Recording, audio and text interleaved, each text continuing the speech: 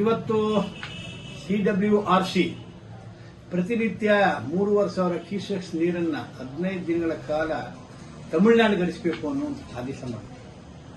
ಈ ಆದೇಶ ಅವೈಜ್ಞಾನಿಕವಾದ್ದು, ಕರ್ನಾಟಕದ ರೈತ ಸಮುದಾಯದ ತೀವ್ರವಾಗಿ ಖಂಡಿಸುತ್ತೆ. ಕರ್ನಾಟಕದಲ್ಲಿ 157 ತಾಲೂಕು ತೀವ್ರ ಬರವಿದೆ. ಕಾವೇರಿ ಜಲಾನಯ ಪ್ರದೇಶದಲ್ಲೂ ಕೂಡ ಮಳೆ ಇಲ್ಲದೆ ಬರ ಇದೆ. ಹಾರಂಗಿ ಡ್ಯಾಂ ಹೊರತುಪಡಿಸಿ ಮೆಕ್ಕೆಲ್ಲ ಡ್ಯಾಂಗಳು ಕೂಡ ನೀರಿನ ಕೊರತೆ ಇದೆ. ಕುಡಿಯೋ ನೀರಿಗೆ ಸಮಸ್ಯೆ ಇದೆ. ಮುಂದೆ ಜಲಚರಗಳಿಗೆ, ವನ್ಯಜೀವಿಗಳಿಗೆ ನೀರಿಲ್ಲದ ಪರಿಸ್ಥಿತಿ ತಂದೋರುತ್ತೆ. ಬೆಂಗಳೂರು ನಗರಕ್ಕೆ ನೀರು ಪೂರೈಸಕ್ಕಾಗದಂತ ಪರಿಸ್ಥಿತಿ ನಿರ್ಮಾಣ ಆಗಿದೆ. ಇಂಥ ಸಂಕಷ್ಟ ಇದ್ದಾಗ ತಮಿಳುನಾಡಿಗೆ ನೀರರಿಸಿ ಅಂತ ಆದೇಶ ಮಾಡುವಂಥದ್ದು ಸೂಕ್ತವಲ್ಲ. ಇದು ತಪ್ಪು ನಿರ್ಧಾರ, ಇದು ಅವೈಜ್ಞಾನಿಕ, ಇದು ಜಾರಿಗೆ ತರಲಾದಂಥ ಆದೇಶ. ರಾಜ್ಯ ಸರ್ಕಾರ ಬದ್ಧತೆಯನ್ನು ತೋರಿಸಬೇಕೀಗ. ನಮ್ಮೆಲ್ಲ ಪಕ್ಷಗಳು ಕೆಸರಾಟ ಆಡೋದು ಬಿಟ್ಟು ಒಂದು ದನಿಯಿಂದ ಕೂಡಬೇಕು.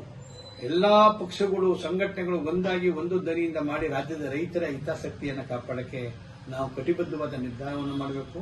ಈ ಸಂಬಂಧ ಒತ್ತಾಯನೂ ಕೂಡ ನಾವು ಏರಬೇಕು. ಜೊತೆಗೆ ಇದ್ರ ಮೇಲೆ ಅಪೀಲು ಹಾಕಬೇಕು.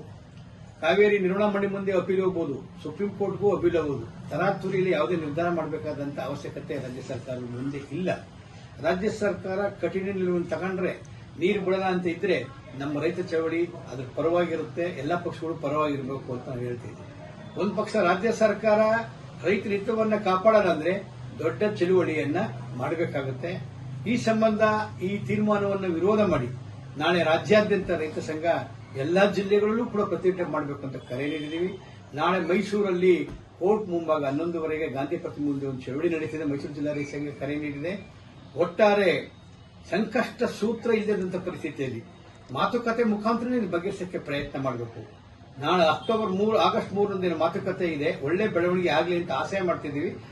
ನಾವು ಪುಟ್ಟಣ್ಣಯವರಿದ್ದಾಗ ಕಾವೇರಿ ಕುಟುಂಬ ಅಂತ ರಚನೆ ಮಾಡ್ಕೊಂಡಿದ್ದು. ನಾವು ರೈತರು ಕೂಡ ಪರಸ್ಪರ, ತಮಿಳುನಾಡು ರೈತರು ನಾವು ಮಾತಾಡಿ ಬಗೆಹರಿಸಕ್ಕೆ ಬಹಳ ಪ್ರಯತ್ನ ಮಾಡ್ತೀವಿ.